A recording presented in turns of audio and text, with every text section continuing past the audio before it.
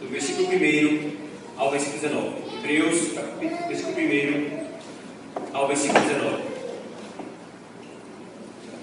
Diz assim a palavra do nosso Deus, irmãos. Por isso, santos irmãos, que participais da vocação celestial, considerai atentamente o apóstolo e sumo sacerdote da nossa confissão, Jesus, o qual é fiel àquele que o constituiu, como também o era Moisés em toda a casa de Deus. Jesus, todavia, tem sido considerado digno de tanto maior glória do que Moisés, quanto maior honra do que a casa tem aquele que a estabeleceu. Pois toda casa é estabelecida por alguém, mas aquele que estabeleceu todas as coisas é Deus. E Moisés era fiel em toda a casa de Deus, como servo, para testemunho das coisas que haviam de ser anunciadas. Cristo, porém, como filho em sua casa, a qual somos nós, se guardarmos firmes até ao fim a ousadia e a exultação da esperança. Assim, pois, como diz o Espírito Santo, hoje, se ouvirdes a sua voz, não endureçais o vosso coração, como foi na provocação, no dia da tentação no deserto, onde os vossos pais me tentaram, pondo-me à prova, e viram as minhas obras por 40 anos. Por isso me indignei contra essa geração e disse: estes sempre erram no coração, eles também não conheceram os meus caminhos. Assim jurei na minha ira, não entrarão no meu descanso. Tenha cuidado, irmãos. Jamais aconteça haver em qualquer de vós perverso coração de incredulidade que vos afaste do Deus vivo. Pelo contrário, exortai-vos mutuamente cada dia durante o tempo que se chama hoje, a fim de que nenhum de vós seja endurecido pelo engano do pecado. Porque nos temos tornado participantes de Cristo, se de fato guardamos firmes até ao fim a confiança que desde o princípio tivemos.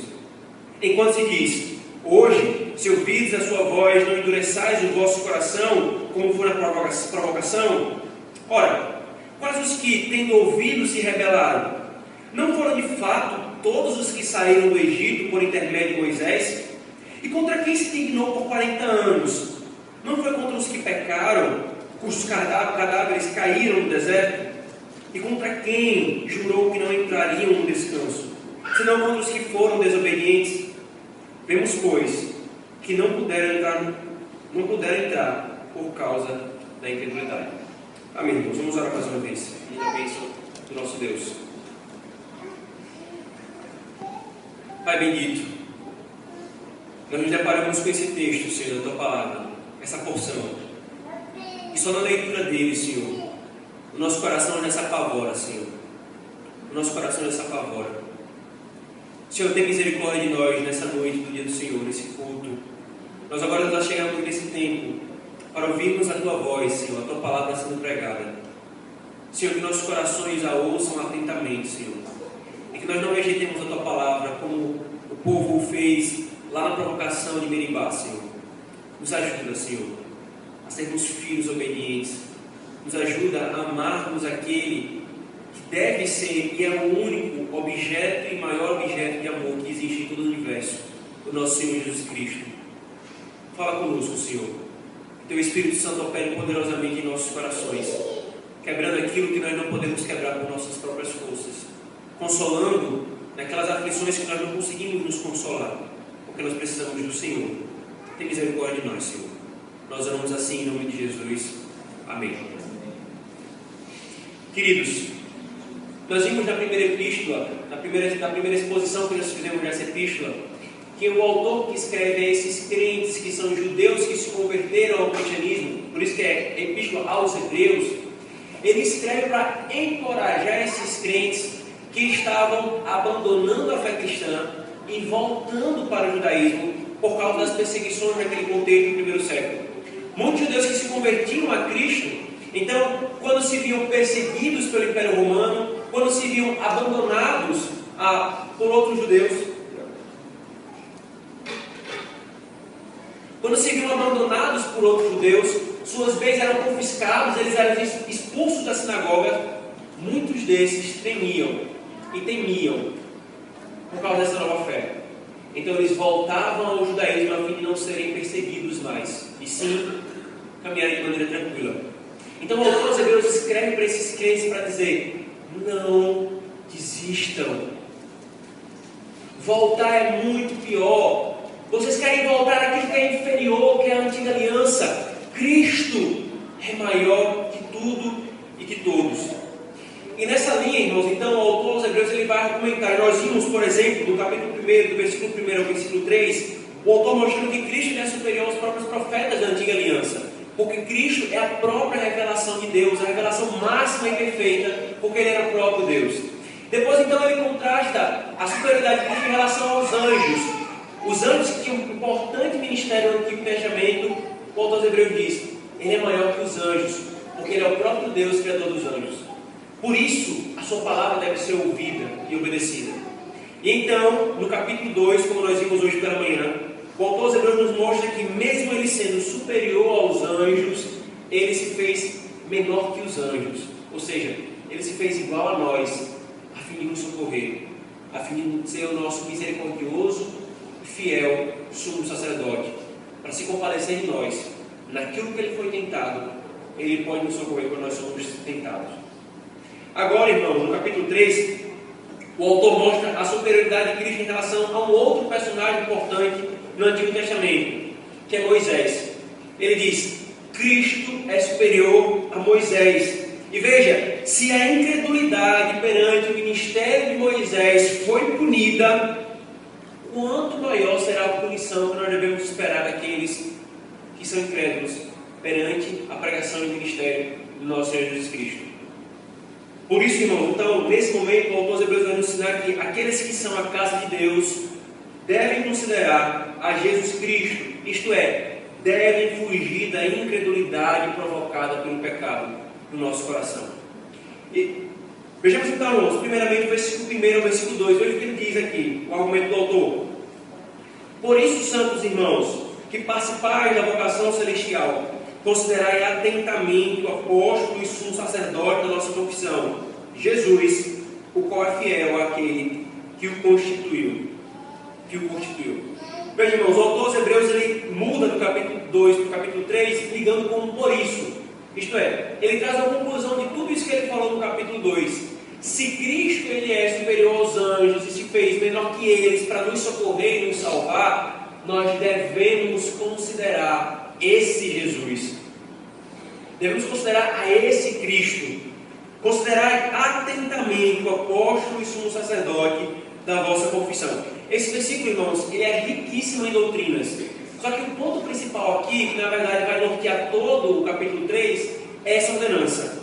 Considerai atentamente. No grego é uma única palavra, que é tão profunda que ele precisa ser traduzido por essa expressão. Considerai atentamente. Não é uma mera consideração, não é uma ponderação momentânea, é uma profunda consideração, uma atenta consideração, irmãos. Essa ordenança, queridos, ela tem a ideia de fixem os seus olhos nele, olhem para ele firmemente com os olhos da fé, até que vocês possam entendê-lo, até que vocês possam conhecê-lo. Olhe para ele, contemple ele, estude quem Cristo é, o que ele fez, a sua obra. Considerem atentamente. É uma investigação profunda daquele objeto que nós consideramos, irmãos. É olhar para Cristo com os olhos da fé, o autor de Hebreus diz, para que nessa contemplação nós fujamos do perigo que esses crentes estavam tendo aqui, o perigo da incredulidade. Em torno dessa ordem, então, irmãos, todo o capítulo ele se desenrola e uma outra ordenança aparece, então, que tem que ser, nós temos que entendê-la juntos. Veja o versículo 12, por favor, a outra ordenança.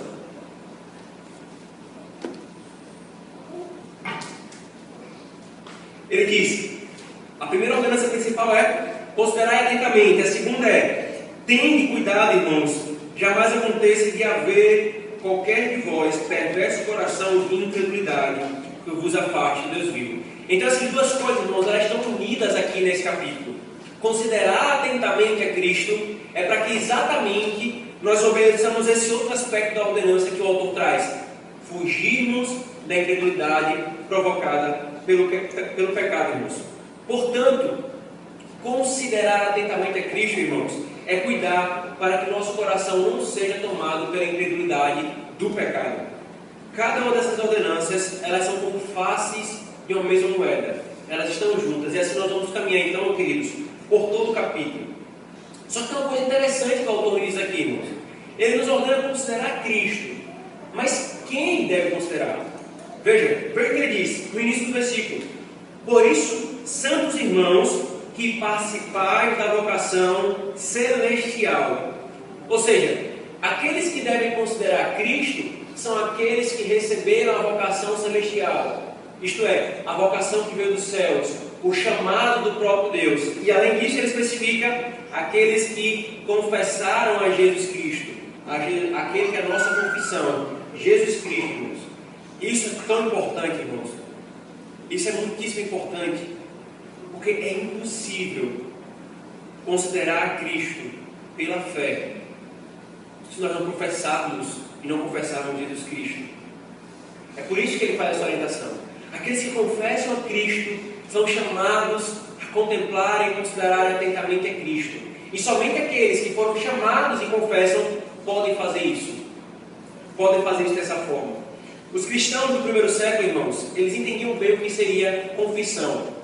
Porque no contexto do Novo Testamento, a confissão ela possuía um caráter público. Diante de Deus e dos anjos, nós dizemos o que nós cremos. Diante de Deus e do mundo, nós professamos: eu creio nisso, eu pertenço a isso. E a confissão tinha esse caráter público, irmãos.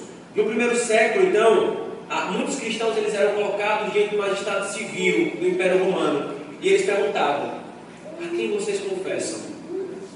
Vocês confessam a César Augusto como rei e Deus de vocês? Ou vocês confessam a esse tal de Jesus? A resposta que esses cristãos davam definia se eles morriam ou não. Porque a confissão tinha esse caráter público. Eles professavam a todos: só há um único Deus, só há um único Rei, e este é Jesus Cristo. É a Ele que nós pertencemos, irmãos. Então, quando nós entendemos esse aspecto, irmãos, considerar atentamente a Cristo, nós precisamos nos perguntar hoje: nós devemos, ou melhor, nós entendemos por que ainda hoje nós confessamos publicamente a Cristo. Por que publicamente nós professamos a nossa fé como igreja dominicalmente? Por que é requerido então para que faça parte da igreja visível? Você precisa vir aqui diante de todos e dizer: eu creio em Deus Pai Todo-Poderoso, Criador dos céus e da terra, creio em Jesus Cristo, o único Filho, creio no Espírito Santo, na igreja católica, una, santa e universal. Nós professamos diante de Deus e do mundo a nossa fé. Se isso é a confissão, e se esse aspecto, se ela possui esse aspecto público, a pergunta que nós devemos fazer então, irmãos, é: se você ainda não confessou a sua fé em Cristo, o que é que te impede de fazê-lo? Por que é que você se envergonha em não fazê-lo? Não professar a sua fé em Cristo. Mas em que aspecto então, irmãos, o autor aos Hebreus nos ordena que nós devemos considerar? É os crentes que consideram, é eles que são ordenados a isso. Mas como? Em que aspecto de Cristo nós devemos considerar? Veja o que o autor diz: nós devemos considerar Ele o nosso apóstolo e sumo sacerdote, ou seja, em seus atributos e na sua obra, no que Ele é e no que Ele fez. Aí, diante disso aqui, há uma pergunta que pode surgir, que foi a pergunta que surgiu no meu coração, quando eu era novo convertido e li a primeira vez Hebreus, foi: apóstolo?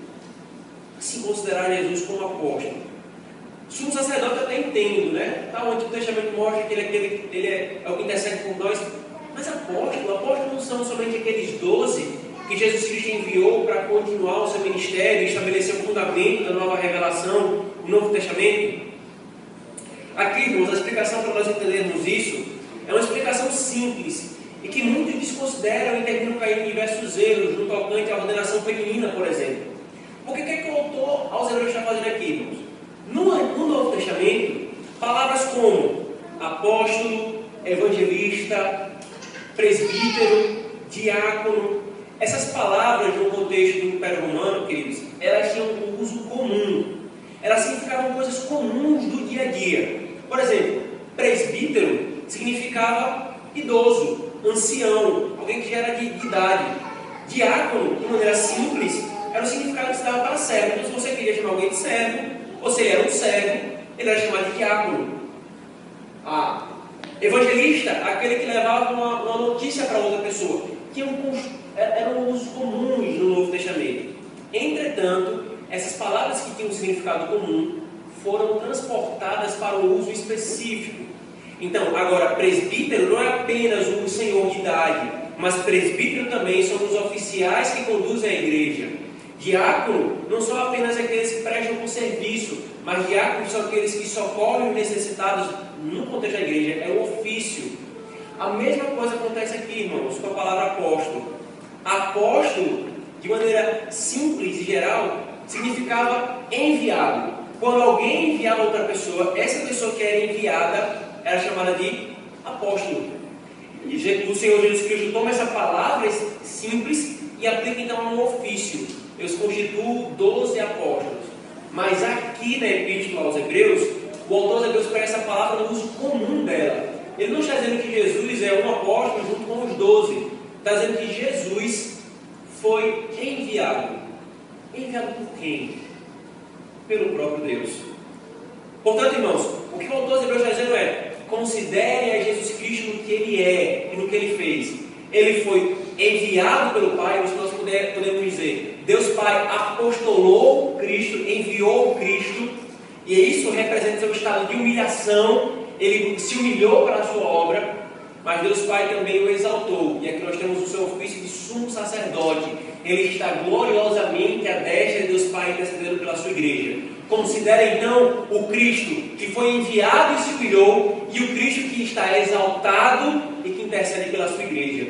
Considere a Jesus Cristo. É isso que o autor está dizendo, irmãos.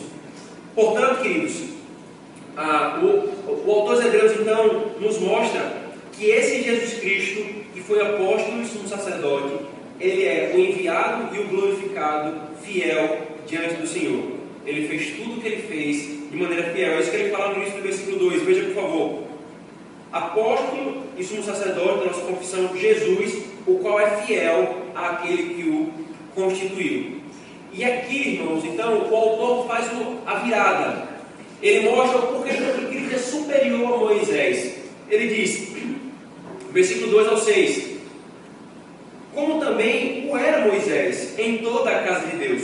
Jesus, todavia, tem sido considerado digno de tanto maior glória do que Moisés, quanto maior honra do que a casa tem aquele que a estabeleceu. Pois toda casa é estabelecida por alguém, mas aquele que estabeleceu todas as coisas é Deus. E Moisés era fiel em toda a casa de Deus, como servo, para testemunho das coisas que haviam de ser anunciadas. Cristo, porém, como filho em sua casa. Veja que contraste que o autor está fazendo, irmãos. Jesus Cristo foi fiel a Deus naquilo que o Senhor mandou ele fazer, no seu ofício de mediador. Moisés também foi crente, ele diz.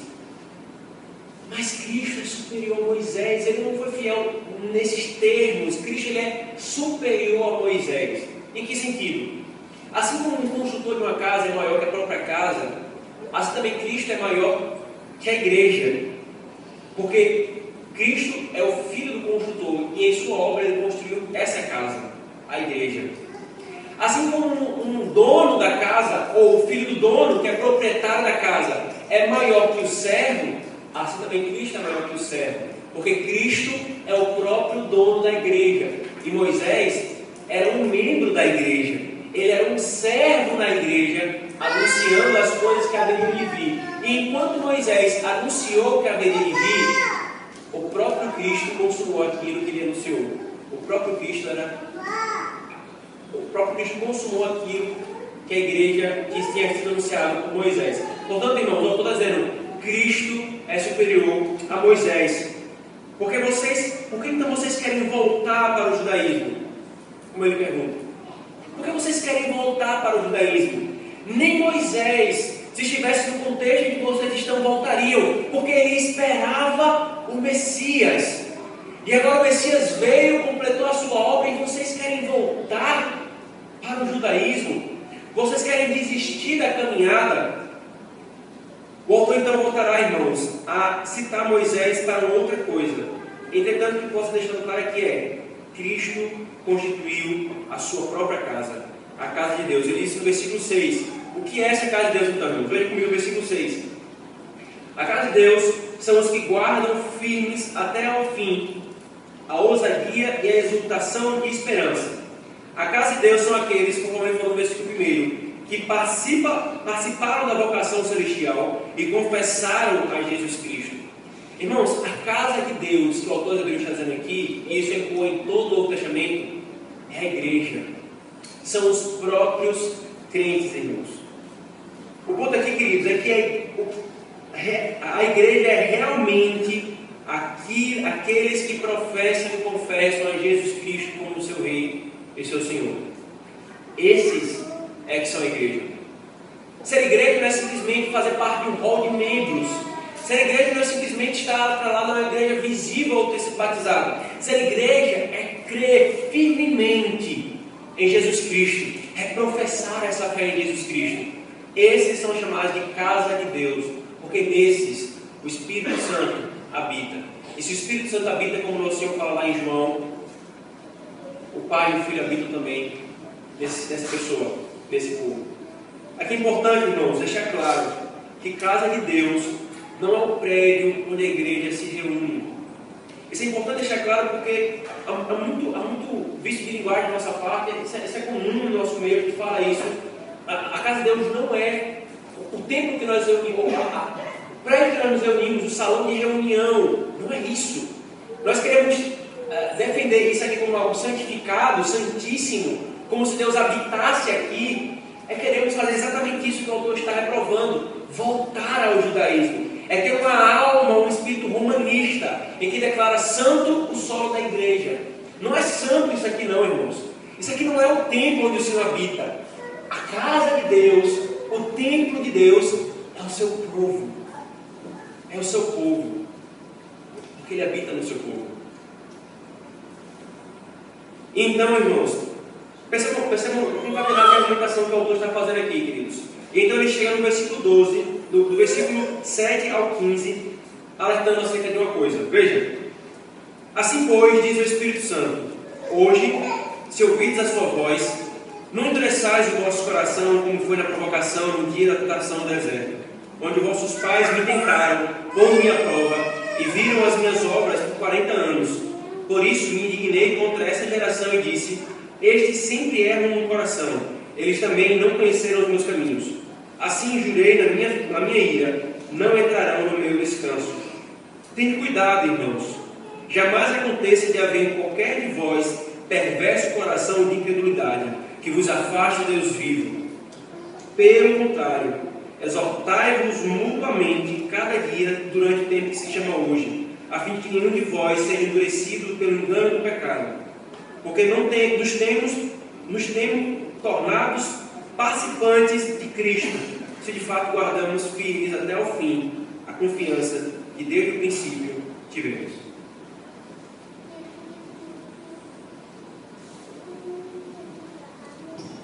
Agora, irmãos, o autor aos Hebreus passa para a segunda ordenação, irmão. Considere a Cristo, porque ele é superior ao próprio Moisés. Considere a Cristo no que ele é e no que ele fez.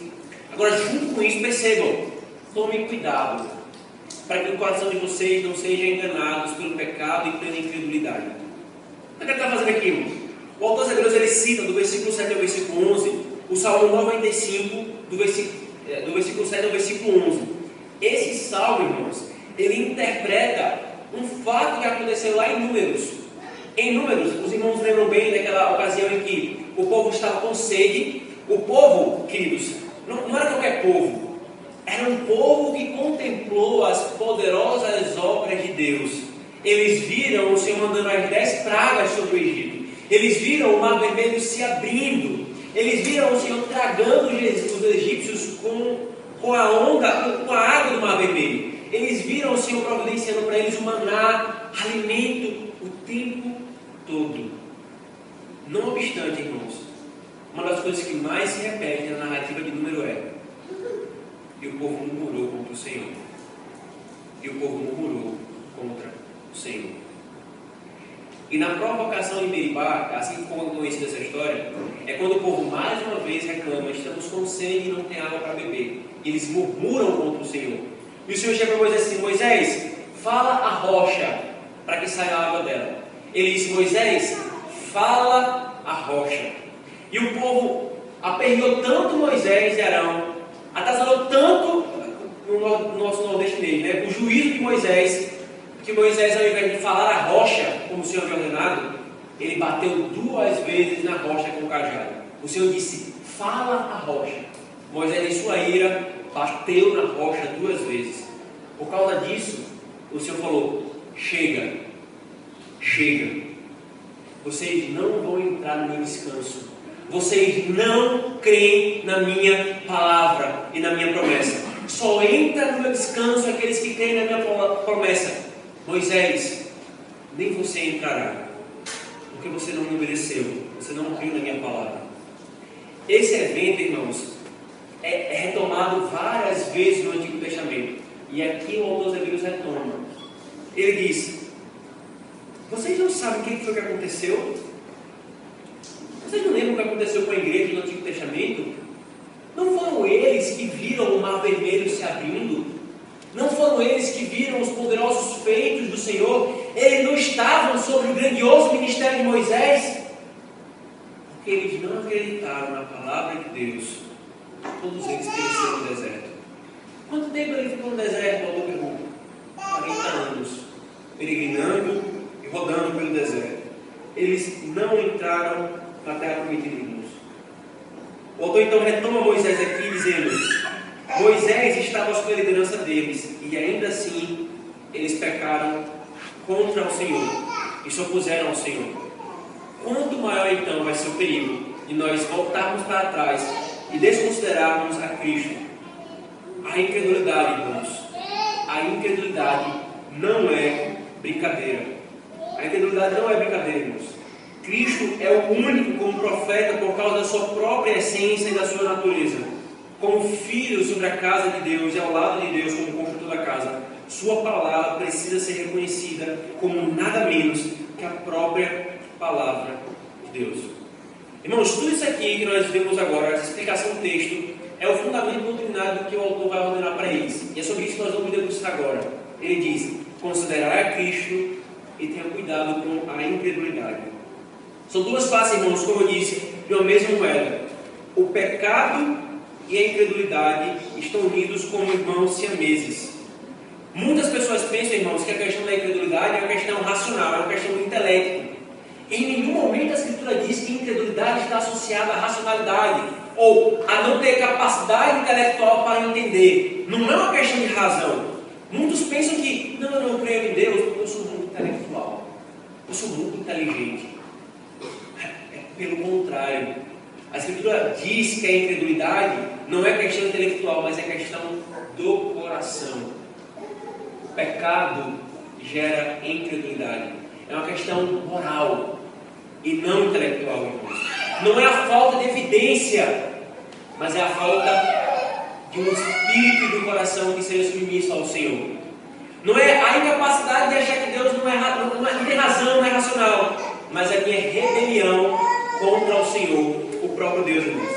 Assim como o barro que é exposto ao sol seca até endurecer, assim também um coração que é exposto ao pecado, ele seca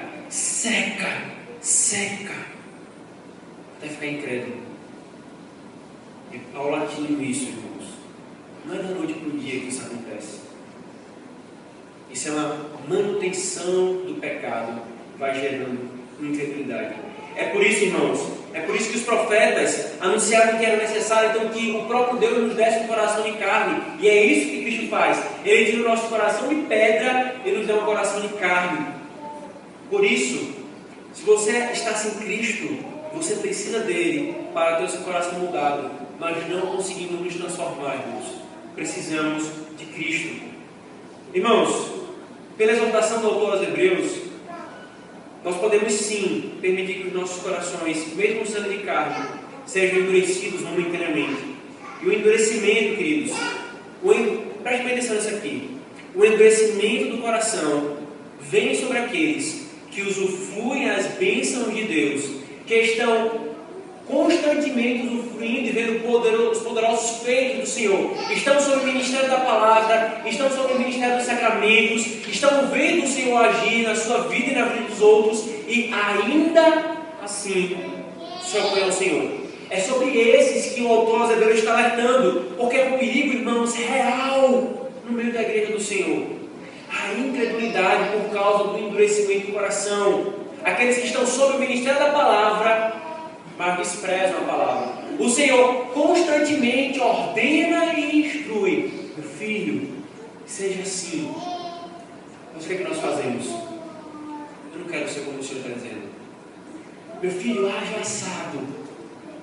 E eu ativamente me oponho a fazer aquilo que o Senhor está orientando.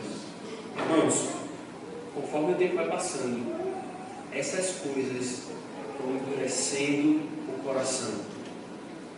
E a incredulidade ali instalada. Por isso é tão sério, irmãos. É tão séria essa exaltação. Não brinquemos com o pecado, queridos. A relutância em mudar de vida e se conformar com a palavra de Deus, a instrução do Senhor, resultará em endurecimento. Você ouve a palavra, mas deliberadamente não quer mudar de vida. Você reluta e objeta o tempo todo em seu coração com a palavra de Deus. Um dia, esse coração vai estar duro e a dor vai ser muito grande. A dor vai ser muito grande. O pecado, irmãos, é coisa séria. Não brinquemos com ele. Às vezes nós nos esquecemos disso, irmãos. Todos nós precisamos ser lembrados dessa verdade. O pecado é coisa séria. E o autor aos Hebreus está alertando a todos. Não pense que isso não pode acontecer com você. Não pense que isso não pode acontecer comigo ou com alguns dos presbíteros. Todos somos advertidos, irmãos. Atentem para os seus próprios corações. Não desprezem a palavra de Deus, para que o seu coração não seja enganado do pecado. Agora, sabe por quê, irmãos? Sabe por que muitos de nós, muitas vezes, nos sentimos longe de Deus? Sabe por quê? Porque abertamente eu desprezo os meios de graça.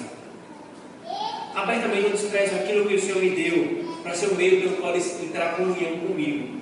E aí eu crio um novo meio de comunhão, eu crio um misticismo, eu crio todo um negócio que a palavra de Deus não diz e desprezo aquilo que a palavra de Deus diz. Talvez haja corações aqui que pensam assim: não, eu não falto um jogo do meu time, eu não perco um episódio de minha série favorita, eu não perco uma chance de ganhar dinheiro, eu não deixo de dar uma oportunidade de desfrutar das coisas boas dessa vida. Mas facilmente tal coração está disposto a desprezar os meios de graça. Não me espantaria se tal coração se endurecesse. Sabe por quê, irmãos? Muitas vezes nós nos sentimos longe de Deus, como se Deus tivesse virado em nós o rosto. Não é porque Deus é mau, mas é porque nós ativamente negligenciamos a comunhão com Ele, porque permitimos que o pecado endureça o nosso coração. Por causa do pecado, irmãos, a luz, aquela luz que brilhava em nosso coração, nos dando a certeza de que somos filhos de Deus, ela vai sendo ofuscada. E vai tendo só trevas, só escuridão, porque eu permiti que o pecado endurecesse o meu coração. O alvo do pecado, irmãos, presta atenção nisso aqui. O alvo do pecado é o máximo. Cada vez ele se ergue para tentar ou seduzir. Caso tenha livre curso, ele atingirá o maior pecado daquela categoria. Cada pensamento ou olhar impuro, se possível, chegará ao adultério. Cada desejo cobiçoso chegará à opressão ou ao roubo. Cada pensamento de incredulidade chegará ao ateísmo. O objetivo do pecado é conduzir ao endurecimento do coração. Ele quer chegar ao máximo. Ele quer assumir o controle do coração, irmãos. Em seus primeiros movimentos e sugestões, ele age de modo bem recatado. Mas depois de fincar-se no coração com essa tática, conquista cada vez mais espaço e impõe e se avança cada nível mais profundo de pecado. Essa nova atitude de pulsão para avançar, para alcançar os cantos mais profundos da alma, intenta nos apartar de Deus. E começa porque abertamente nós damos guarida ao pecado e à incredulidade, irmãos. Não há um santo no mundo, por melhor que seja. Pense na pessoa mais piedosa que você conhece. Se esse não considerar essa condenação, ele sucumbirá diante desse pecado da incredulidade. Esse pecado pode parecer agora, querido, para você, talvez algum pecado que você luta e está dando abertura para ele. Ele pode parecer agradável. Ele vem sussurrando coisas boas aos seus ouvidos. Parece uma bela serpente que lhe chama a atenção aos olhos. Mas esse pecado mostrará o que de fato é: tristeza, dor e profundo machucado. Um dia ficará evidenciado o quão cruel é esse pecado, o maior inimigo da sua alma. O que está por trás disso aqui, irmãos, é que todo pecado, ele começa então, ele leva e está por trás a incredulidade. É o que nós chamamos de ateísmo prático. Porque a nossa cabeça começa assim: a palavra de Deus diz tal coisa, e se eu cometer tal pecado, não, isso não vai acontecer comigo, não é também assim, né? Deus não vai fazer assim. E aos poucos eu vou negociando com a palavra de Deus. E o que está por trás aí, irmãos? Está por trás um ateísmo prático. Eu digo que acredito em Deus, mas vivo como se Deus não existisse. Eu quero que Ele não exista, para que eu viva do meu modo. Eu percebo o pecado no meu coração, mas eu deixo de lado os alertas da palavra de Deus. Toda desobediência deliberada e obstinada tem a incredulidade como mãe. Toda desobediência deliberada e obstinada tem o ateísmo como pai. Cuidado, irmãos. Ouçamos os alertas que o autor aos Hebreus está me dando aqui, querido. Você realmente crê em Deus, irmão? Nós realmente cremos em Deus, queridos. Por que então você tarda tanto em se arrepender do pecado que o Senhor já lhe confrontou? Por que você tarda tanto? Eu não estou falando de tardar, de uma luta na sua alma que você quer mudar, mas não consegue. Para isso, nós temos a verdade que foi posta hoje pela manhã: Cristo nos socorrendo. Mas eu estou falando daqueles que abertamente receberam a instrução da palavra do Senhor, mas diz: não, eu não vou mudar, eu não vou me conformar à palavra de Deus. Apenas um pecado, irmãos, que se mantém voluntariamente no nosso coração, destruirá nossa alma, como qualquer como se fossem 1000 pecados. Hoje, você pode cantar de maneira tranquila: a alegria do pecado às vezes toma conta de mim, e é tão bom não ser divina. Já ouviu essa música? A alegria do pecado às vezes toma conta de mim. Uma das maiores mentiras que podem ser cantadas, porque não há alegria verdadeira no pecado. Mas no final, se você abraçá-lo, resultará em incredulidade, dor e tristeza. E essa redundância, irmãos, é o motivo de nós termos muita apostasia no meio da igreja. Porque lutou em crer naquilo que o Senhor falava. Irmãos, diante dessa situação desesperadora, como nós saímos disso? Qual o caminho que o autor aos Hebreus nos dá então, queridos? O caminho que ele nos dá para nos livrarmos dessa situação consiste em 2. O que já foi posto e anunciado: considerarmos a Cristo. E segundo, a exortação mútua. Veja o que ele fala no versículo 13, por favor. Cuidado para não se endurecer com o pecado, ele diz no versículo 12. Aí no versículo 13: pelo contrário, exortai-vos mutuamente cada dia durante o tempo que se chama hoje, a fim que nenhum de vós seja endurecido pelo engano do pecado. Ou seja, a consideração de Cristo no início do capítulo e a exortação mútua, irmãos. A consideração de Cristo, queridos, é a arma para lutarmos contra a dureza do coração. Considerar Cristo, como já foi posto, é meditar no ser de Cristo, na obra de Cristo, o que Ele fez e o que Ele é. Não há outro remédio, irmãos, para nós protegermos o nosso coração da dureza, do pecado e da incredulidade. Se eu chegasse aqui para você e oferecesse qualquer outra coisa, 5 passos para você vencer o pecado, ou então, tome esse remedinho aqui que você vai vencer o pecado da ansiedade, eu não estaria sendo fiel, irmãos, ao Evangelho. Porque não é essa a solução que o Evangelho traz. A solução que o Evangelho traz é: considere a Cristo. Olhe para Cristo como o apóstolo e sumo sacerdote fiel que Deus estabeleceu, irmãos. Os ministros foram postos exatamente para isso, irmãos, para lembrar ao povo de Deus que Cristo é o fundamento. Nenhuma outra coisa que o mundo oferece é o fundamento, mas Cristo é o caminho que o Senhor nos dá para nos livrar da incredulidade e do pecado obstinado, irmãos.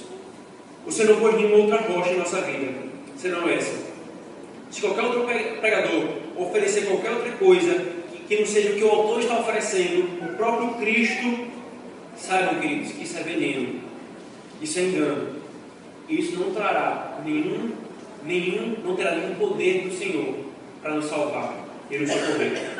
Portanto, irmãos, meditemos na glória de Cristo, ponderemos no que Ele é, no que Ele falou, no que Ele ensinou. A incredulidade, ela cega os olhos, mas a fé em Cristo, que contempla-o com os olhos da fé, faz com que a luz brilhe diante de nós. E essa luz transforma o nosso coração. Agora, a segunda coisa, então, irmãos, para nós sairmos dessa situação, é a exortação mútua que o autor de Deus diz aqui. E é importante deixar claro, irmãos, que exortação não é bronca.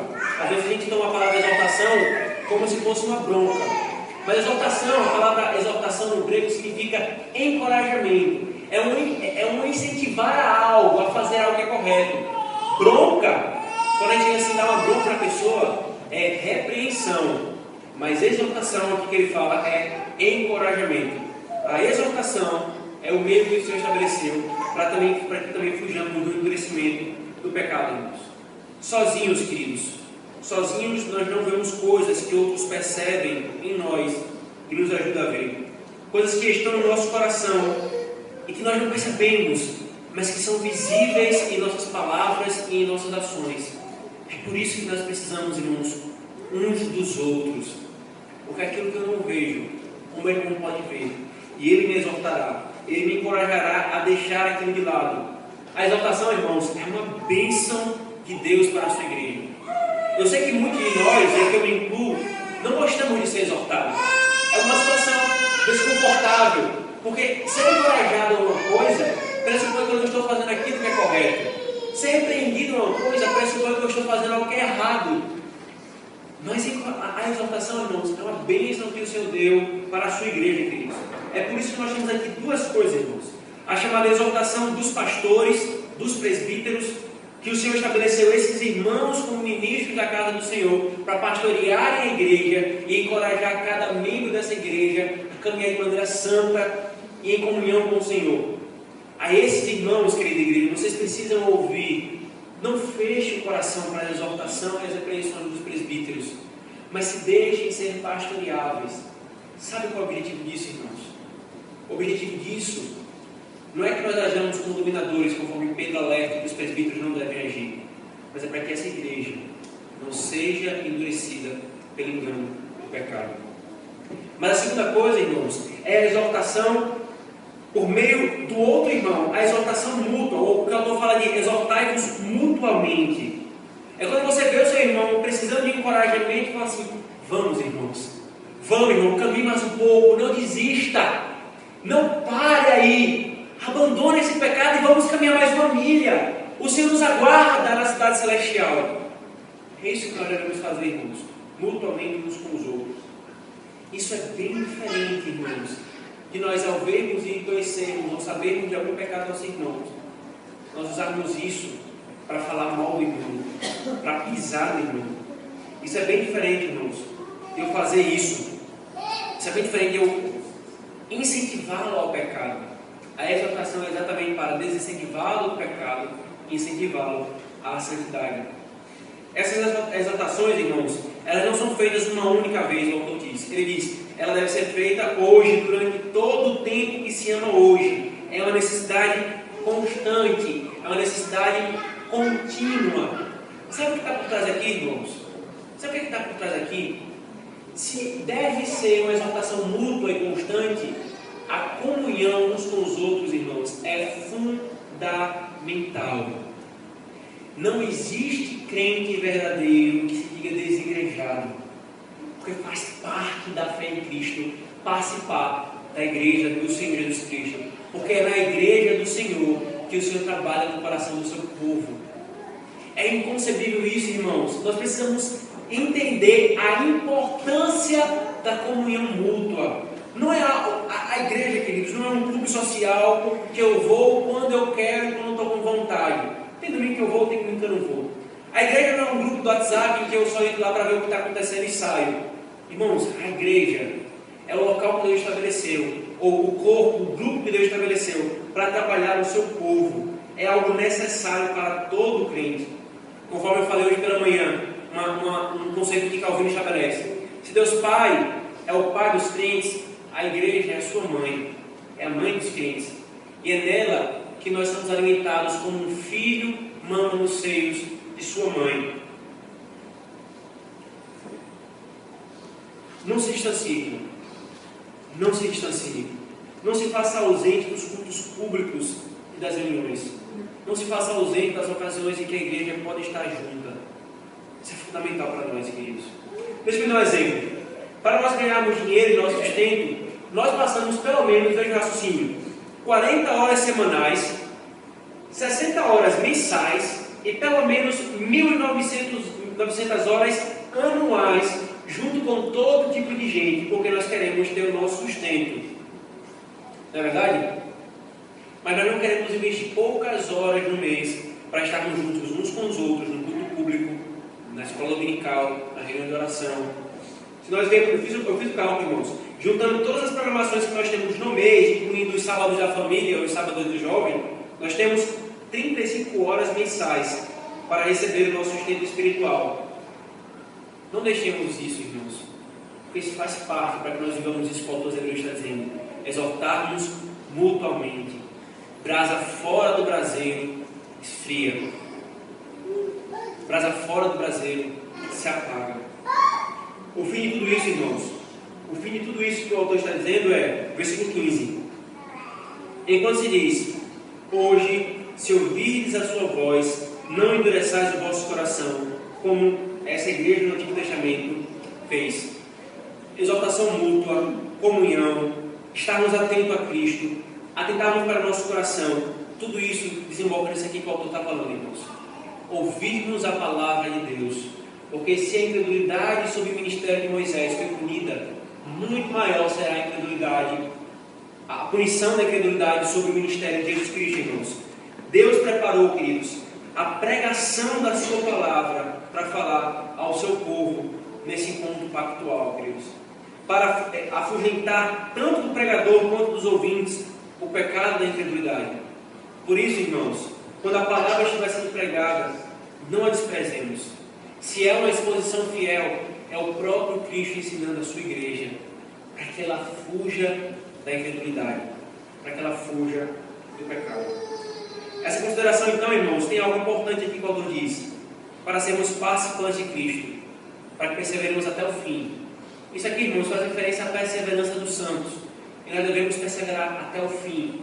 O fato de que nós cremos em que Deus é quem sustenta o seu povo até o fim, e nós não perdemos a salvação, não anula o fato que a Escritura diz: sejam diligentes, cuidem do seu próprio coração. Por isso, se você nessa noite não crê em Cristo, preste atenção ao que está sendo dito aqui. Aqueles que menosprezam a graça que hoje lhes é oferecida, descobrirão que seus gemidos são demasiadamente tardios. E assim, já que não sabem se é da vontade de Deus continuar no chamado no dia seguinte, já que nós não sabemos se Deus nos chamará no dia seguinte, hoje o Senhor chama.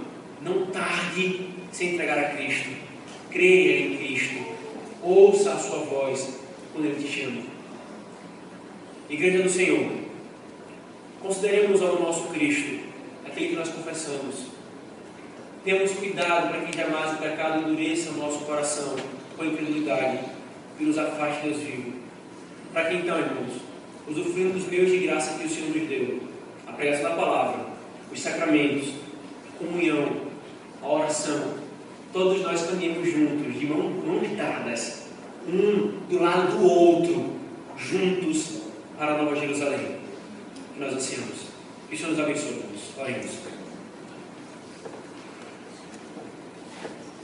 Senhor Deus,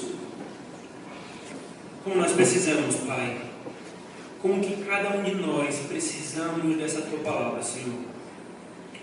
Porque todos nós, Senhor, somos tentados a deixarmos com que o pecado se aloje no nosso coração, nos domine, Senhor. Então nós não vivemos mais como servos de Cristo, mas como servos do pecado.